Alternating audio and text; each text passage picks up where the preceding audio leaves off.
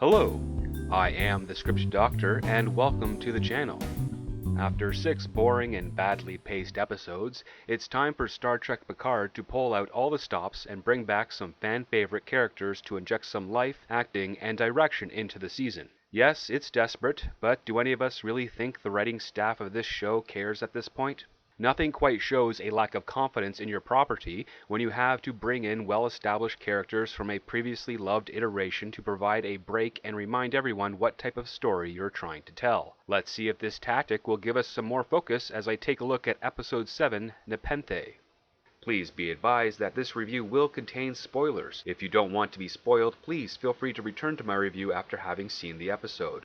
Like in most previous episodes, we start with a flashback. Not 2 years ago, but a flashback within the very season being watched. Jurati is on that bench in Okinawa where Commodore O in her dumb sunglasses questions Jurati and asks her to help her mission. In order to convince Jurati that her cause is just, she initiates a mind meld that shows pain and global destruction. The visuals cause Jurati to throw up her lunch and agree to help. Commodore O hands Jurati a tracking device, which she immediately eats.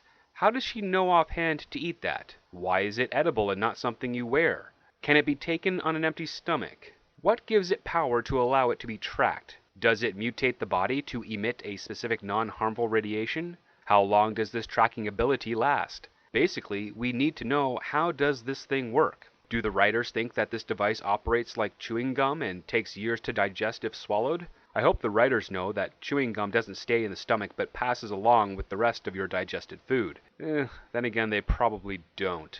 After Commodore O sets up that Jurati is going to have to do things she doesn't want, we cut to the La Sarina caught in the cube's tractor beam trying to find a way to escape. Well, trying is more of a generous term. Rios has no idea what he's doing, and instead of opening a channel to the cube and trying to talk their way free, he orders Raffi to try and hack the traffic control system. They don't even use other tactics we've seen in previous Star Trek shows. No feedback pulse through the tractor beam, no phaser shot at the emitter, not even exploring the options as to why they can't do either of those. All we see are panic, anger, and desperation from our crew. Thankfully, we're not stuck with them any further because on the cube, Hugh has been captured by the Zhat Vash along with a collection of ex-Borg drones. Wait, how the hell did Hugh get captured? The last time we saw him, he was with Elnor. Did Elnor die? We're missing some important story beats here to give us context of the situation. The Romulan sister Narissa, found that name out because I had the subtitles on this week, wants to know where Picard and Soji went. When Hugh refuses to speak, Narissa has the ex-Borgs executed before him.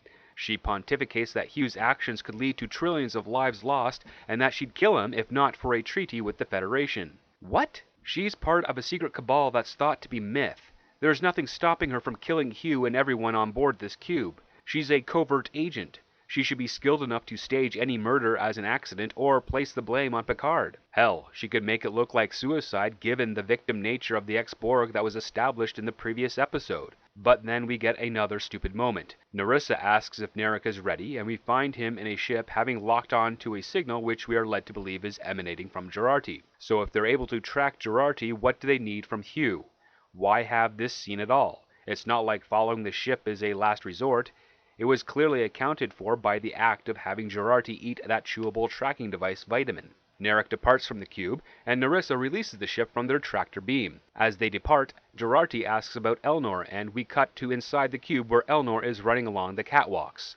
Wait, what? Why? Why is Elnor not with Hugh? So he just took off after the last episode and now he's coming to Hugh's aid? What is going on here? It is devoid of any character logic. Where was Elnor this entire time? Why is he still alive? Why is he not dead? Why was he absent to begin with? Why doesn't Hugh lash out at him for leaving him to the Zhat Vash where they killed his fellow ex-Borg? Does the production think this sequence is dramatic? Because it's not. It is utterly stupid and convoluted. Too often in this series have we seen in the hands of the writers manipulating the characters to fit situations that don't feel plausible. When Rios calls for Elnor to return, Elnor refuses, claiming that his help is needed on the cube. Really? Where was that mentality 5 minutes ago when Hugh and those ex-Borg were being held at gunpoint? Of course, Rios thinks he's crazy, and Jurati thinks he's brave, but the rest of us know the truth. Elnor is a useless moron. Rios agrees to leave Elnor behind, and I would also. I wonder how Picard will react to that news when they reunite. Rios warps to the rendezvous with Narek right on their tail. Picard and Soji arrive on Nepenthe, where they are held up by a young archer dressed in war paint and rags. Picard informs the girl to aim for his head as his heart is made of duratanium.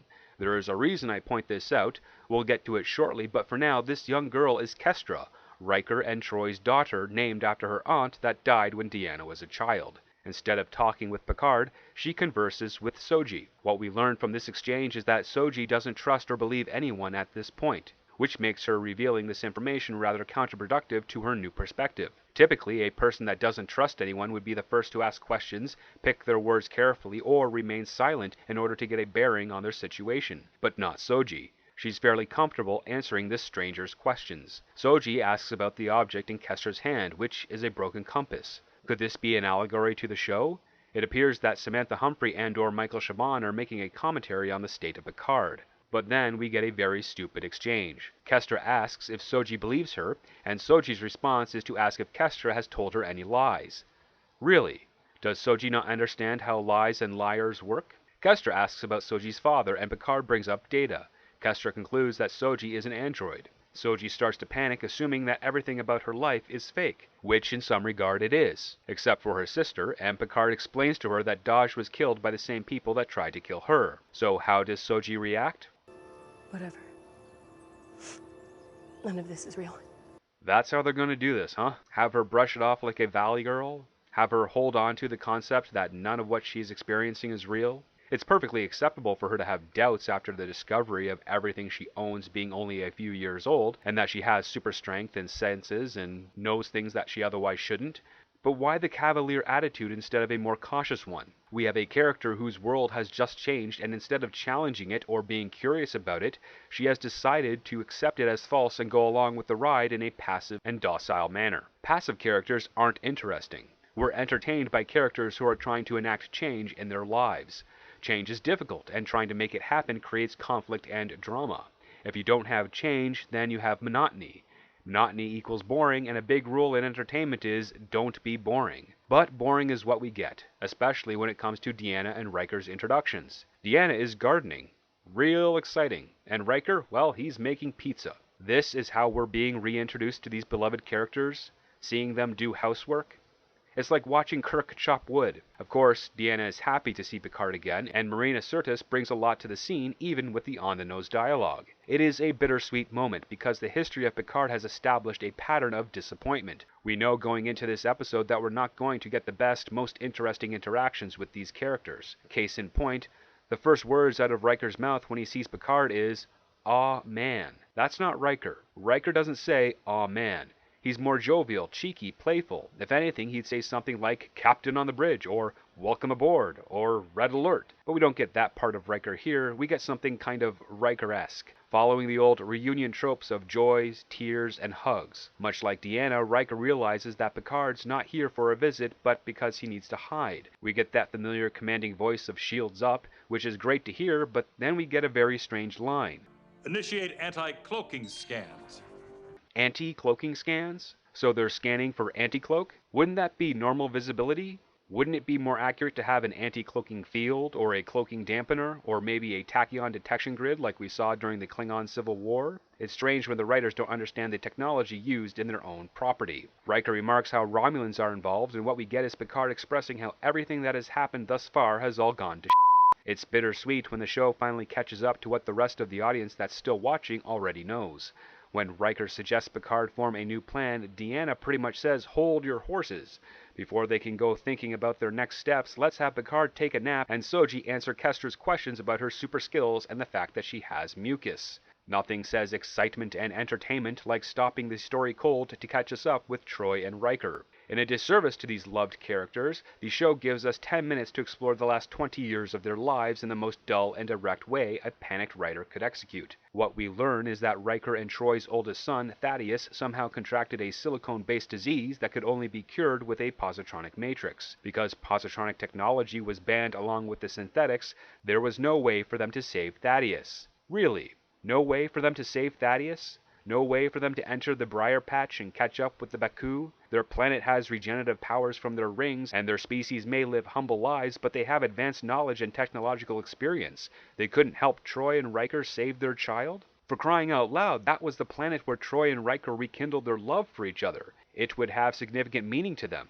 and for that world also to be used to save their child would be kismet. But one thing we have to address is the context for why this story is being introduced with Riker and Troi. Why did they have to lose their son? Well, the sad answer is to show how fear is a double-edged sword. It doesn't always allow for protection from enemies, but can also bring destruction from within. If an accident that results in a loss of life occurs, more often than not, the society as a whole would, out of reflex, ban whatever causes said accident, rather than explore the cause of said accident and enact new measures to mitigate that result. But to investigate and upgrade takes time and resources, and that doesn't reduce panic or paranoia in the people. But a quick answer of banning the issues altogether brings instant gratification and relief to the masses. The debate is actually perfect for a science fiction story. Fear versus courage, knowing that some actions come with risk, but also the value of being courageous enough to take precautions and attempt to move forward. It is just yet another example of an interesting idea to explore, but brushed aside because someone at Secret Hideout felt that watching Deanna harvest fruit and Riker make a pizza is more important. Why couldn't Star Trek Picard be about him helping Riker and Troi save their child in the wake of a synth ban?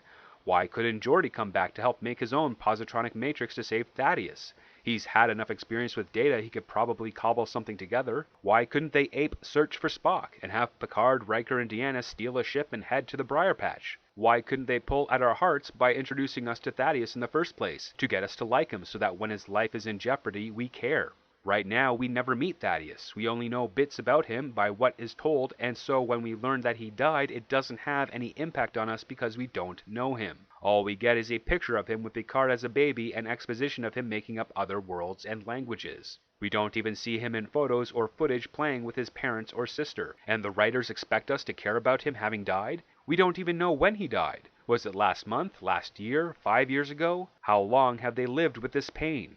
Why a dead child in the first place? Why couldn't they have followed a position similar to Picard and left Starfleet because the institution lost its perspective? Why couldn't they have an issue with their children who want to join Starfleet like their parents did and show us some compelling conflict there? Why not have an 18 to 20-year-old Thaddeus meet Soji and show a romantic interest? You know, a real one that's not motivated by her destruction but by something hopeful and honest. Frankly, what we do get just doesn't feel as fun as it should be. It's all sorrow. The loss of Thaddeus, Deanna offering Picard to stay and then sort of backtracking on that by worrying about something bad happening to Kestra.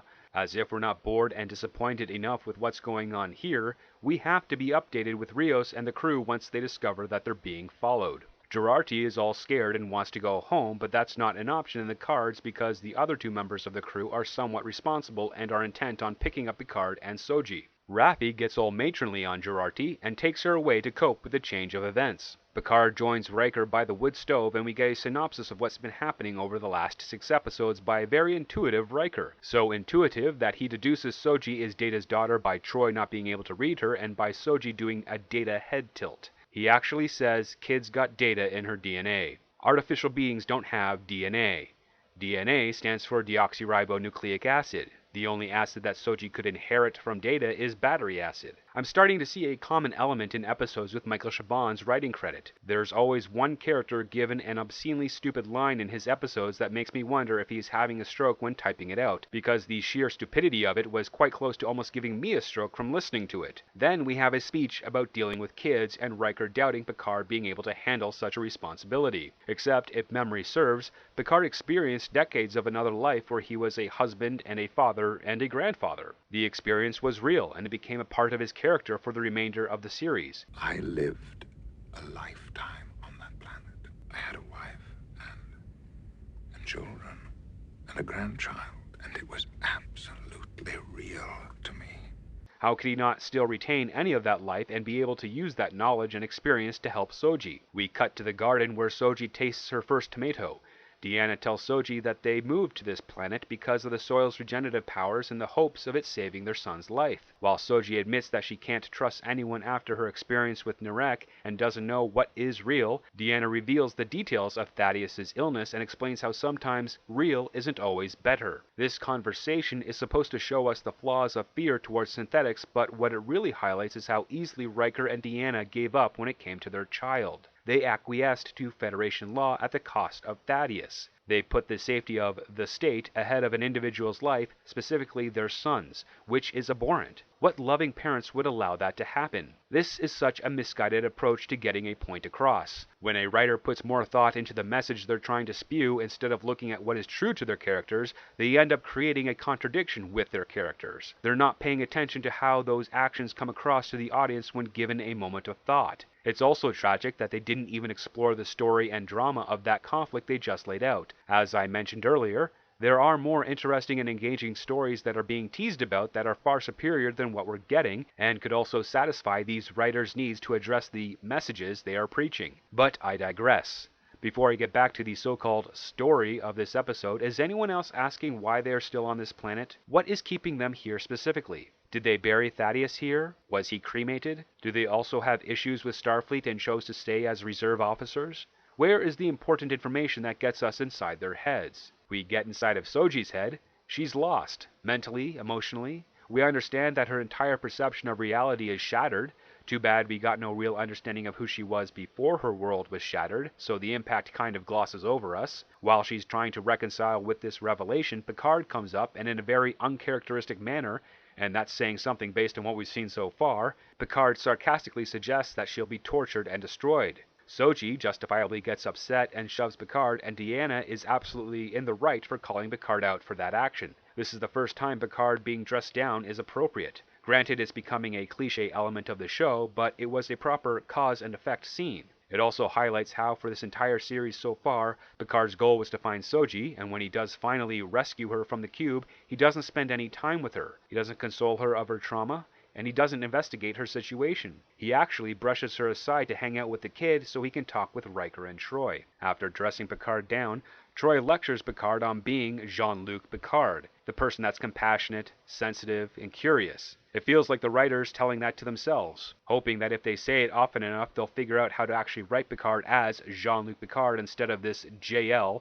the weak old man who's confused. I'm an old man. I'm confused. I thought I paid for it. What's my name? Could you take me home? We return to the Borg cube where we get heavy dramatic music, followed by Hugh, all serious, confident, and walking with a purpose. Watch out, he's ready to kick some ass. We are supposed to be excited in this scene. Hugh is taking charge and getting vengeance. He exposits how he was a fool and how he's going to return to the Queen's cell and unlock its true power so he can remove it from Romulan hands. Of course, that's not going to happen because Narissa is waiting there for him. Her eavesdropping on Hugh's pontification gives her an excuse to kill him without violating that nonsensical treaty we know nothing about.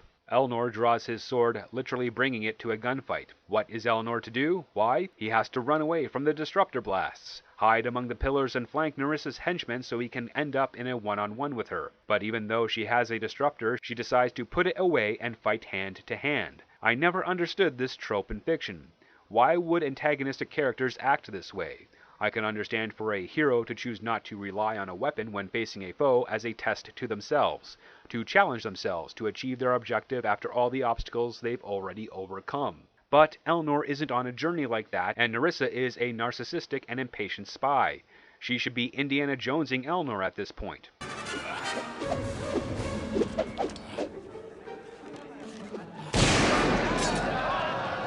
But we need to show off how Narissa is super badass and have her hold her own against Elnor and kill Hugh with a throwing dagger to the neck. Elnor rushes to Hugh's side, Narissa draws her disruptor and takes aim at Elnor, but she's transported away? Wait, what? Why? Because Elnor threw the dagger at her? She had a clear shot to take. I guess she's rather lucky that someone beamed her out before that dagger impaled her head. Hugh has his death scene, telling Elnor he needs an X-Borg to activate the Queen's cell. It's a very typical scene, having all of the moments an actor dreams of performing. The hope, the regret, the setting up a new quest upon their death. It's pure vanity instead of empathy. It's also quite contradictory to the Star Trek universe because Hugh's injury is not life-threatening in the 24th century, especially as he's aboard a ship with enough medical equipment to reclaim Borg. He has an interface on his wrist. He could call for medical assistance. He could be transported to sickbay or something. Narissa is gone. Make a freaking effort. Hell, you could have an extra sinister scene here where Narissa is aboard a Romulan ship. She monitors Hugh calling for help, the staff begins transport, and she reroutes the signal to have Hugh materialize in space and freeze to death. That would be ultimately evil and confirm a hopeless situation for Elnor. It would also be far more entertaining than watching Jurati throw up red velvet cake in the galley. Speaking of vomit, we're at Riker's dinner table where Soji tells everyone at the table what we all saw in the last episode. I've mentioned it before on this channel, and it is worth repeating because it is an important lesson, one that is somewhat ironic given the circumstances. That lesson is, do not repeat things the audience already knows. Soji's recount of episode 6 could have been skipped, and instead of starting the scene when dinner is served, we should be starting the scene as they're eating or wrapping up dinner itself. The conversation could pick up after Soji has told the story everyone watching already knows, and we get the new information about where the planet Soji described is located. It's why there's also another important tip of writing, which is, enter your scene late and leave early. It's so writers don't get boring scenes like this one. And now it's time to address what I alluded to in the start of the review. That moment about Picard's artificial heart. Well, Picard describes his behavior to Soji, asking her to pay attention to how he speaks, his pupils, and his heart rate, which would not change because it's a freaking artificial heart. Of course it's going to be steady. They're having Picard convince Soji to trust him based on her senses instead of him forming a cogent argument as to why she's in safe hands with him. Somehow it works, and we get more expositional recount of knowledge we already know. It's the tail end of the scene that's much better, a setup of the obstacles they are facing. No ship, the Romulans are ahead of them, and they don't know where to go. Luckily, Kestra's friend, the old and crazy Captain Rupert Crandall, texted her the location of the planet, and they're one step closer to achieving their goal. Back on the ship, Rios takes Jurati to sickbay. Rios thinks they've got a spy on board, and for some reason he thinks it could be Raffi, which is absurd as he has an established relationship with Raffi. At first, I thought it was a ploy. Use the story of Raffi going to Freecloud, and ready to leave the ship only to come back on the mission. Rios knows Raffi went there to see her kid. She told him as much in the previous episode. Even when Jurati states that Raffi isn't the one tracking them, Rios won't believe it to be Jurati because she hasn't left the ship since they were on Earth. The framework of the scene suggests that Rios is playing an interrogation game, trying to confirm that Jurati is the reason they're being tracked, and it almost feels like it's working until this point. Raffi, I have one more thought about finding this guy, but I don't think you're gonna like it very much. Does it involve shooting me out of an airlock? I really hope not. Ugh. So Jurati walks over to the Best Buy 3D printer and replicates a hypospray with neuranium hydrate, so hydrogen bonded with neuranium, a fictional alloy that doesn't become vapor unless superheated past 2000 degrees. I think the writers are trying to liken it to the 24th century equivalent of lead poisoning. Either way, it's a neurotoxin for humans. She injects the compound, foams at the mouth, and falls into a coma. The result is that it disables the tracker inside Jurati's body, and Narek is no longer able to follow the ship. Elnor, hiding out on the Borg cube, finds a medallion left by Fenris Rangers. How convenient. He can contact 7 of 9, an ex-Borg that could help him enter the Queen cell and do what? Well, we don't know, but the writers think it's going to be badass. Back on Nepenthe, Picard and Soji say their goodbyes to the Rikers and beam away to the start of the next episode. It appears that the attempt of this story in Nepenthe is to reset Picard as a character and to get him to a point he should have been at the start of the series, or so the writers think they have achieved. This episode was a therapy session for Picard and Soji. Picard is being told how he should react and behave for the rest of the series, and Soji is being told that she needs to trust Picard. But of each of these lectures to the characters, they are missing the argument as to why they should be acting as they suggest. And that's the continuing problem of this show. A lack of meaning and context. I suppose it was nice to see Riker and Troi again, but it was also heartbreaking because these characters are not the ones we last saw all those years ago. They have given up and accepted their current situation. They have no real conflict or motive to do anything on this planet aside from being available for Picard. They don't have their own goals or their own interests. It's like these writers don't understand that parents have other priorities aside from being parents. It's why when developing characters you have to ask questions about all the possible details of their lives. This is to round them out. We are presented with Riker, Troi, and Kestra, but what are they doing? We know they moved here to help save their son, but since the son is dead, what is the point in staying? Is there school for Kestra? We know school is a thing in the 24th century as Wesley Crusher attended it while aboard the Enterprise. Are they just retired? And if so, what is Riker doing with his retirement aside from making pizza? Is he practicing his trumpet? Is he running a poker tournament? What about Deanna? Is she a psychologist on the planet? Does she have patience? I don't recall her having any real hobbies or interest in the next generation aside from loving chocolate, so the writers missed out on an opportunity here to really explore Deanna. Also, isn't she of an age where she's hypersexualized? Shouldn't Deanna be going through the phase right now? Why couldn't they have fun with that? I am certain Marina Sirtis would relish playing Deanna during that time of her life, and Frakes having to deal with it would be right up his alley as well. In Greek literature, Nepenthe is a drug of forgetfulness. And after 7 episodes of Picard, I'm tempted to overdose because otherwise, I'm going to start having the same reactions to this show that Girardi does to Red Velvet Cake. If you enjoyed this video, please like, share, and subscribe. If you have anything to add to this episode, please leave a comment below. Thank you for watching, and never forget, it all starts with the script.